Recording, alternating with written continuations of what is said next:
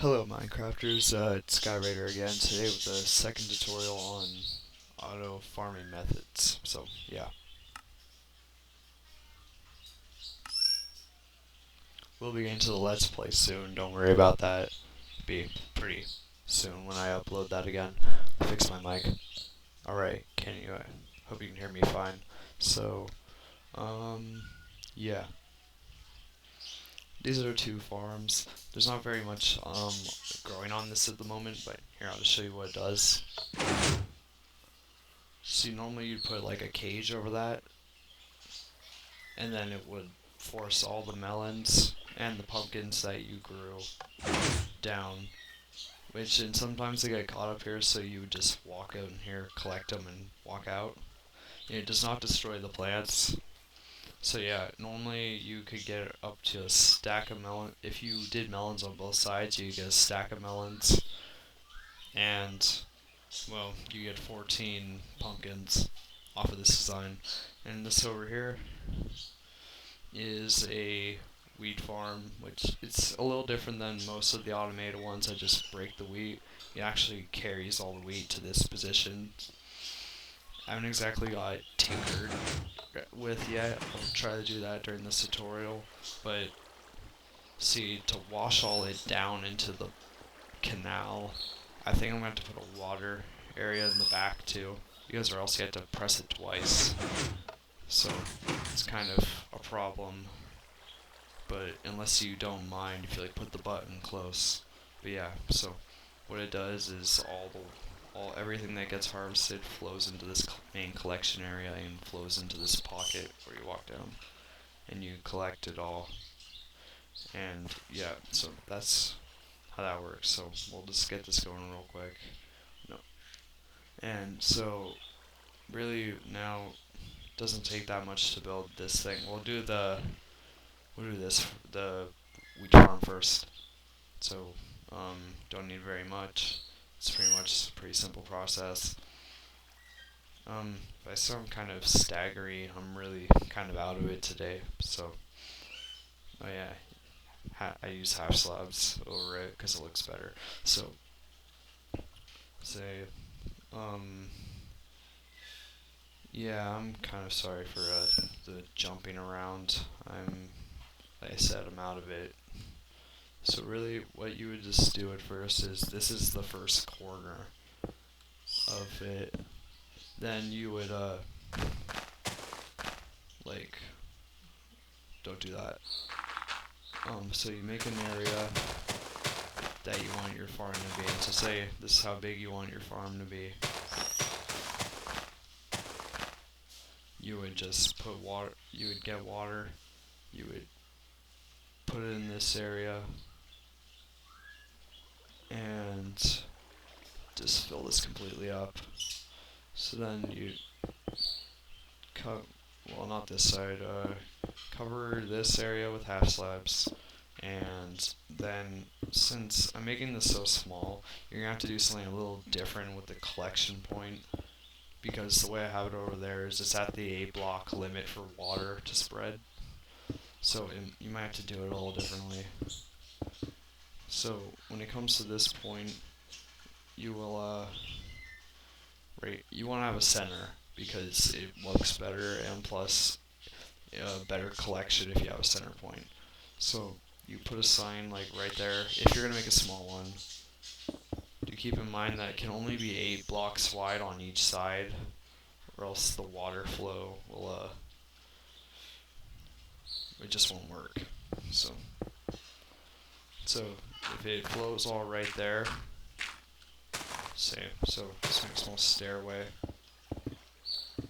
Say this is where you want your collection to be. You just have water, which actually need to bring that a block back.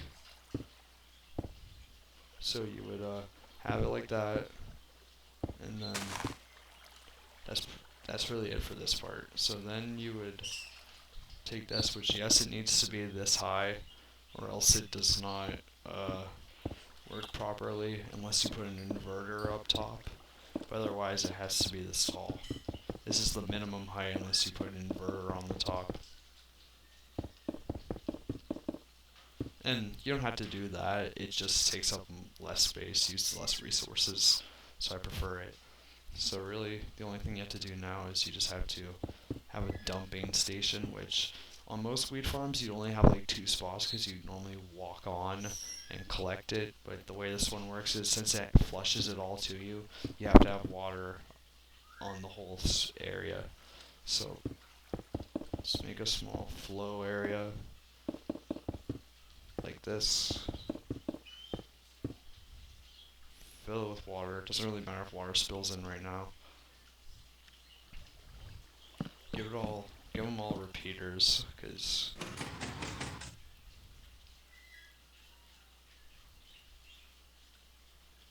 mm, that's it.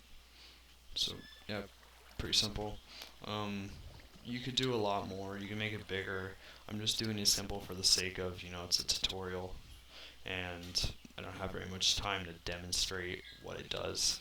So do keep in mind that I will do a lot more of in-depth things that I will not do on actual tutorials with my LP, so you might want to check that out. So yeah, this is how it works. Press the button, pulses. Like I said before, I have to work out timing. You need to put another half slab on top of there so that doesn't happen. But it should only take about 2 pushes to get it all to flow into the main collection point.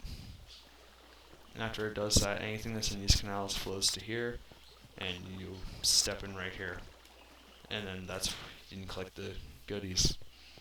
So that's it for that one. And so next tutorial, you need redstone, sticky pistons, repeaters. I'm not gonna be able to show you the full list because it takes up more than your inventory space. And once again, building block. Glass is useful for this because it makes it more compact. You don't have to have glass, but it's better if you do. Dirt. And gonna need torches. So I don't think I have all the materials on me at the second, but you'll see when it changes. So the way this starts off is you dig a hole that's 6 blocks wide, 7 blocks long. 1, 2, 3, 5, 6, 7. So you dig this hole, and you will dig it 2 blocks deep, because this is important to the design later. Because I don't know if you got a good enough look earlier, but a large part of the piece that the machine runs off of is down in this area. It's not very complicated though. So now in the middle 2 blocks, you place, which is 2 blocks from each wall, you place 2 sticky pistons in a row like that. Then you will place repeaters, and when you look at it, this is the front. On this side, you want to set all the repeaters to their farthest delay. You don't have to do this, but it's because it looks better, because if you don't do this, one side shifts up faster than the other, so it's uneven and it looks weird. So I recommend it because it looks better that way and doesn't really cost you anything more to build it that way. So I just say do it anyways. So what you do is you would put dirt on the sticky pistons. Doesn't matter if the grass spreads on it. And then from right here, you'll take a redstone trail, and right here, you'll put in another repeater, do that, and carry this trail around to here. Place repeaters in here. This time don't flip them, and that's really it for that part. Put some type of block right there. I choose glass. Then make a wall 4 blocks high, and extend it out to this block right here. That block. So extend out to that point, bring this out, and then make a little stairway off the back of this. And now right here, what you do is you take this, put a block, place a redstone on top, get a repeater, a torch, and you will redstone there, repeater, do this, bring up the stairway, and you need to fill up this area with redstone. For this part, you should probably shut it off, or you might probably suffocate yourself. So, oh wait, you might have to break this dirt, or you just do it before you add power to it, before you hook up this part. But so you just, except for this back part, don't put them right there. Yeah, don't put them in this spot right here, but because nothing grows there. So for these 7 blocks, not the ones with the glass, you will just have that.